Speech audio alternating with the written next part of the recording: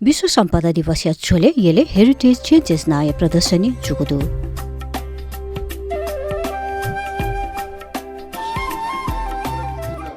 Nepal heritage society गोशाले जुगु प्रदर्शनी उलेज्या शनिबार मंगल लापुले दुगु भन्दा केबे जुगु ख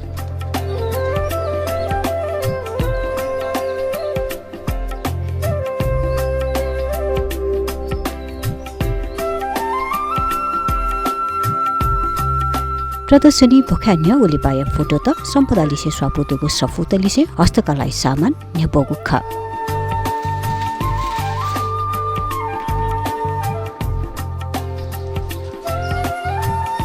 ज्याजोले यलो महानगरपालिका प्रमुख चिरिबाबु महर्जन नेपाल हेरिटेज सोसाइटी अध्यक्ष अम्बिका श्रेष्ठ सम्पदाय महत्त्व बारे नवरादिगु ख प्रदर्शनी मंगलबार तक जुगु ख हाम्रो काठमाडौँ भ्याली भित्र हाम्रो यति हेरिटेज छ त्यो तपाईहरुले हामीले याद गर्नुपर्छ किनभने हेरिटेज भनेको हाम्रो सबभन्दा ठुलो धन सम्पत्ति यही हो।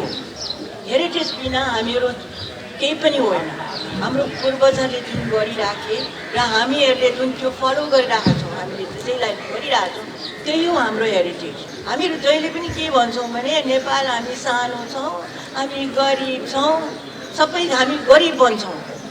हामी कहाँको गरिब छौँ? हामी मेन्टली गरिब छौँ, माइन्डमा गरिब छौँ। हामी गरिब छैनौँ। We are very rich in culture, in heritage and in every aspect which we have to learn how to use. 72 सालको भूकम्पबाट जति क्षति भयो, जति बिग्रियो, all of those monuments have been reinstated. अहिलेसम्म कुनै चाहिँ प्रोग्रेसमा छ। जस्तै यहाँ देखिन्छ नेपालको डायमिटरमा सबैभन्दा ठुलो डायमिटरको डेगु तलेजु हो। यसको हामीले पर्मिसन पाउँदाखेरि it was damn too late, तर हामीले पर्मिसन पायौँ। अहिले काम सुरु भइसकेको छ र यो एकदमै A1 क्वालिटीको हुनेछ भन्ने कुरा मैले तपाईँलाई अनुरोध गरेँ। यो मन्दिर सिद्धिएपछि लगभग यहाँ चाहिँ 72 सालको भूकम्पबाट बिग्रेका सम्पदाहरू सबै नै बनिसक्छ। हामीसँग अहिले प्रोजेक्ट इन ह्यान्ड 5-6वटा प्रोजेक्टहरू छन्। ती सबै प्रोजेक्टहरू राम्रोसँग प्रोग्रेस भइरहेको छ। हामीले भस्मेश्वरको कामको निमित्त बजेट हेज बिन एलोकेटेड। तसर्थ नेपाल ब्याङ्कर्स एसोसिएसनको तर्फबाट मानमानेश्वरी या